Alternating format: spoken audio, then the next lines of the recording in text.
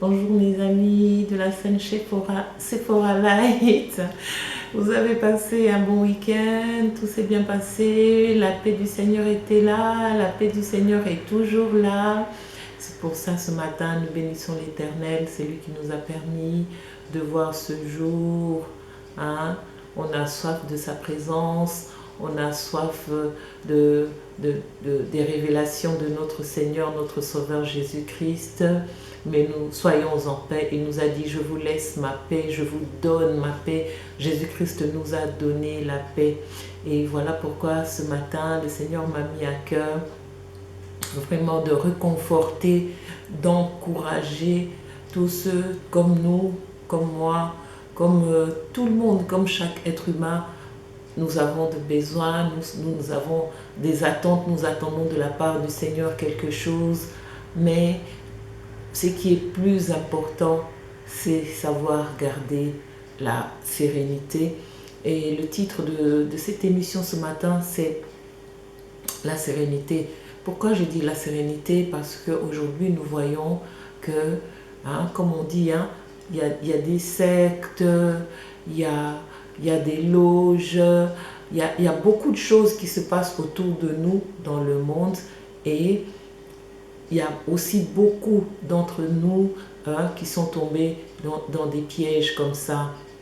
C'est pour cela que j'aimerais vraiment... C'est à cause de quoi? C'est à cause de manque de sérénité. Pourquoi ceux qui vivent dans des villages, dans des fins fonds, dans des villages vraiment là-bas, dans des forêts, eux, ils sont encore plus exposés au danger, mais eux, ils sont plus dans la sérénité. Qu'est-ce qui se passe? Si tu vas des fois dans des villages comme ça, tu verras la maman, le papa et les enfants en train de jouer, la maman en train de faire à manger, le papa qui rentre de la chasse ou je ne sais quoi, aller pêcher, de la pêche, il rentre, tu trouves qu'il y a une sérénité autour d'eux, une sérénité.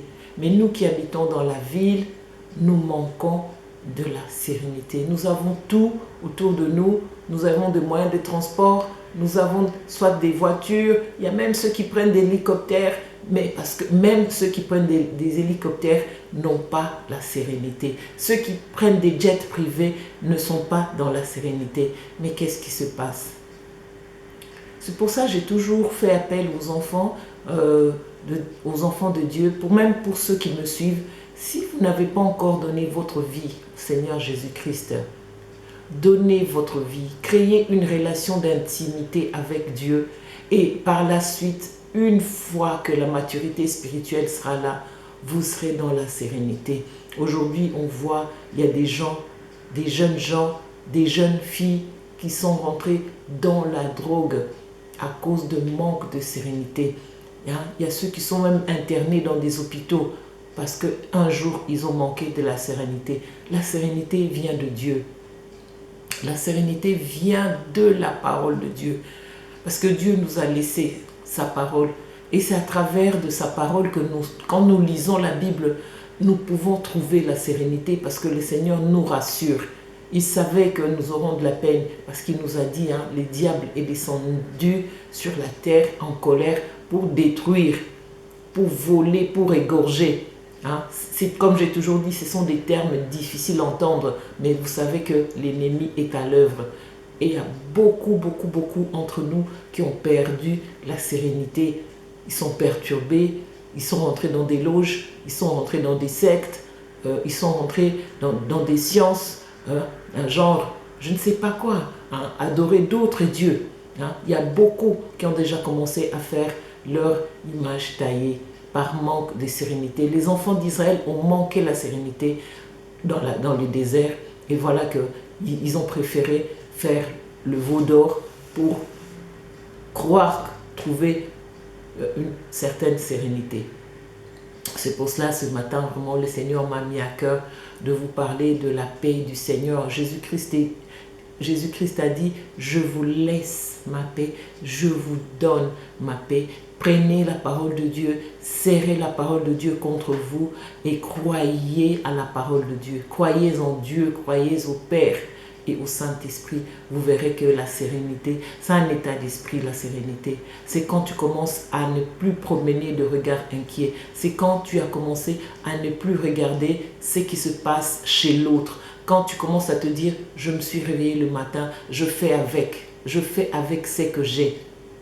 Hein? Je n'ai pas dit de baisser les bras, je n'ai pas dit de ne pas avoir des ambitions, mais il faut savoir doser, il faut savoir gérer les choses pour ne pas rentrer dans les angoisses inutiles.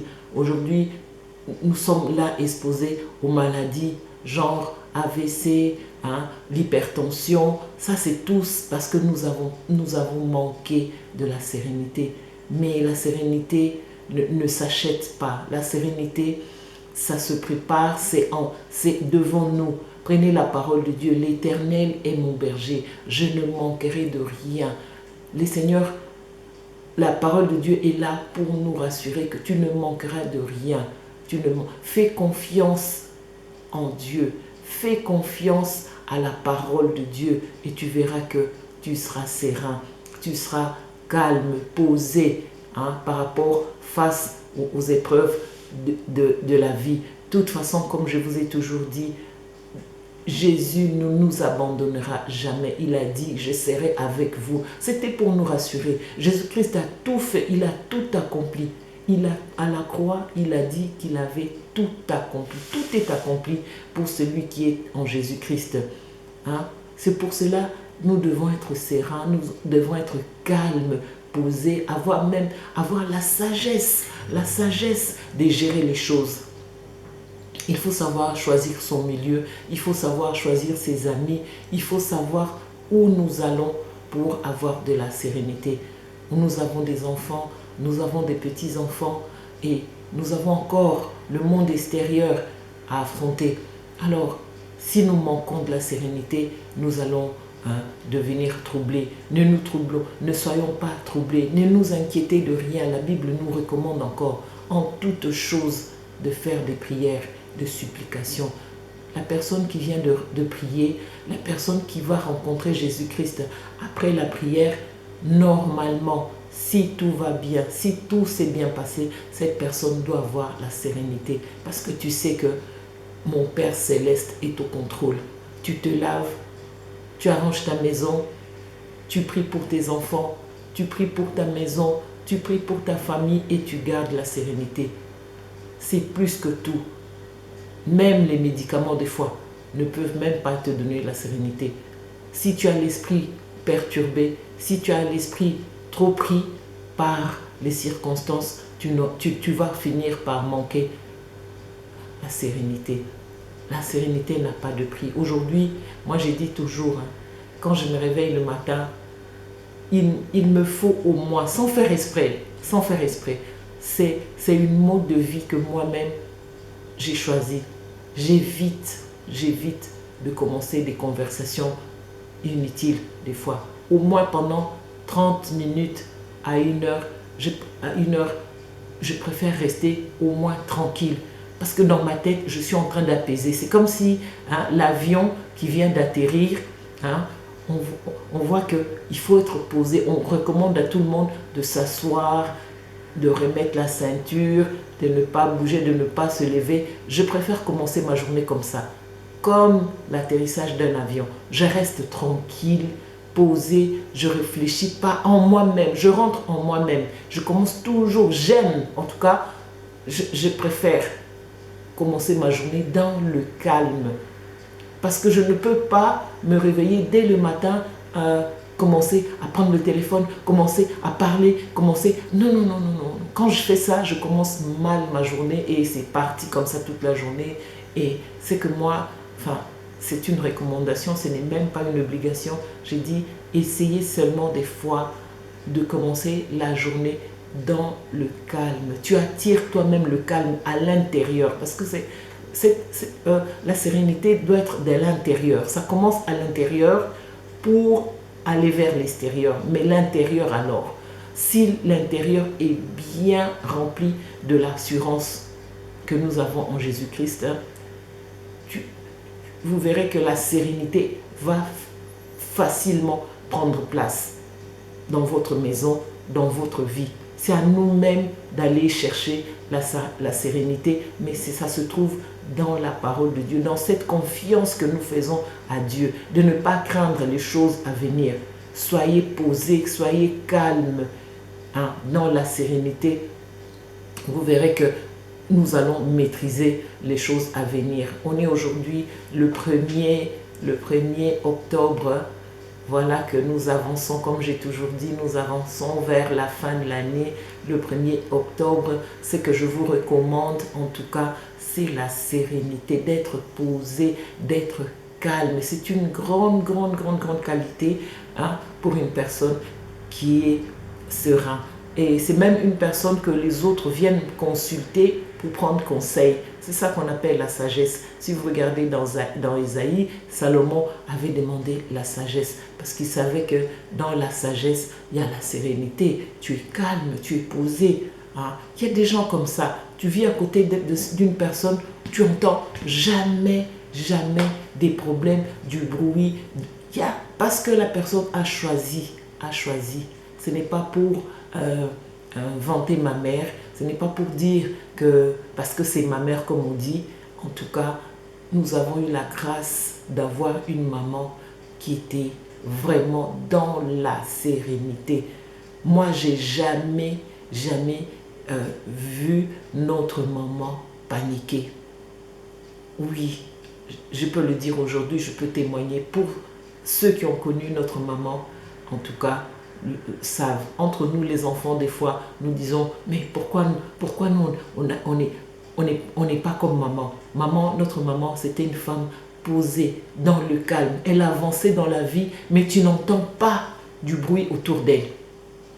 Elle connaissait du monde, mais tu n'entends pas du bruit autour d'elle. Vraiment, elle avait une sérénité, mais pas possible, incroyable. Tout le monde la voyait. Elle était souriante. Elle faisait des actions, elle faisait des bonnes choses, mais elle était dans une sérénité. Même le jour que le Seigneur l'a pris vers lui, maman est restée dans la sérénité. Elle a commencé la louange. Elle a dit aux gens qui étaient autour d'elle à l'hôpital de louer. Et ils ont commencé la louange. C'était l'après-midi. Ils ont commencé la louange. Et vers les 18 heures, elle s'est endormie. Et les gens ont cru qu'elle s'est endormie. Or, elle était déjà partie. Vous voyez la sérénité. Elle s'était préparée. Moi, j'étais avec elle, en tout cas, au mois de juillet. J'ai passé tout un mois avec elle. Elle est morte au mois de septembre. Mais, en tout cas, tout le long que j'étais avec elle, on pouvait voir une personne. Elle était vraiment dans la sérénité. Elle pouvait encore nous parler. Elle pouvait encore rire. Bien qu'elle savait qu'elle était en train de partir, parce qu'elle nous a laissé aussi des messages par rapport à son départ, mais on la voyait, elle était dans la sérénité parce qu'elle savait où elle allait. Hein? Elle allait vers son Père Céleste. C'est pour ça qu'elle connaissait le cœur du Père Céleste. C'est pour ça qu'elle était en paix. Elle était vraiment en paix. Même des fois, elle nous parlait qu'elle était entourée des anges. Nous, on ne les voyait pas. Elle nous disait, ah, il y a plein d'anges. Il y avait plein d'anges ici à côté de moi. Et nous, on disait, maman, mais nous, on ne les voit pas. Elle souriait. Elle disait, mais je les vois, ils sont là autour de moi. Les anges étaient déjà autour d'elle. Elle est partie dans le calme. Elle est partie dans la louange, dans l'adoration. En tout cas, à l'hôpital, c'était l'adoration. Ils ont commencé, elle-même, elle a demandé la louange, elle a demandé l'adoration vers les 16 heures comme ça, et vers les 18 heures, elle a fermé ses yeux, croyant qu'elle était en train de dormir. Non, elle était déjà partie. Vous voyez ça? Ce n'est pas parce que c'est ma maman, mais aujourd'hui, le Seigneur nous a dit, ils ont vaincu à cause de leur témoignage. C'est pour ça que je témoigne. Je témoigne ça pour encourager, pour nous encourager. Même nous, ces enfants, on a toujours dit, Seigneur, donne-nous cette sérénité qu'elle avait, notre maman. Elle avait quelque chose que nous, on ne comprenait pas. Vous voyez, elle avait quelque chose que nous, on ne comprenait pas. C'était la paix du Seigneur en elle. C'était la paix du Seigneur. Elle a fait sa mission, elle a accompli sa mission, elle a fait ce que le Seigneur lui avait demandé. Elle a partagé son pain. Ma maman, elle a payé les études des enfants qu'elle ne connaissait pas, qui n'étaient même pas de notre famille. Elle a enlevé les prostituées qui étaient devant, qui passaient la nuit à cette boîte-là qu'on appelle Big Boss, parce que nous, on habitait en face. Et bien, les prostituées, le matin, quand elles sortaient des boîtes, elles se disputaient. Et ma mère, elle sortait pour les consoler, pour leur dire d'arrêter d'être prostituées. Elle faisait ça. Et parce que quand elle est décédée, il y a des femmes qui sont venues pleurer notre maman, c'était des prostituées. Mais elle disait, elle témoignait. C'est à cause de cette maman que nous avons quitté la rue. C'est à cause de cette maman. Voilà. Elle avait une sérénité, elle a su transmettre cette sérénité. Moi-même, je puis voir cela. Il y a des gens qui sont venus des fois lui donner des choses à manger, des sacs, des riz. Elle-même, elle avait déjà oublié que c'est elle qui avait aidé ces garçons-là. Et ces garçons, aujourd'hui, occupaient des grandes places et ils se sont souvenus d'elle. Vous voyez, quand on est quelqu'un qui a de la sérénité, quelqu'un qui est sereine, vous voyez ce que ça fait. On fait du bien autour de nous parce que nous savons que nous sommes en train de préparer le royaume des cieux. Un jour, elle était dans un bureau. Alors, comme on l'avait tellement fait attendre, ils étaient 2 dans la salle d'attente. Et quand c'était le tour de ma maman, le monsieur est sorti de son bureau. Il a dit à ma maman, il s'est excusé parce que ma maman, elle est restée longtemps dans la salle d'attente. Et le monsieur, il a donné de l'argent à ma maman pour s'excuser parce que c'était son petit frère qui était c'était lui, le monsieur que ma mère attendait.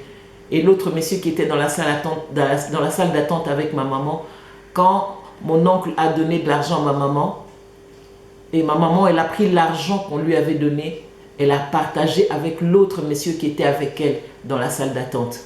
C'est même pas elle qui a témoigné, c'est ce monsieur qui est venu en voyage en Suisse quand elle a su que j'étais la fille de cette maman-là, et le monsieur m'a témoigné, il a dit, c'est qu'elle a fait votre maman.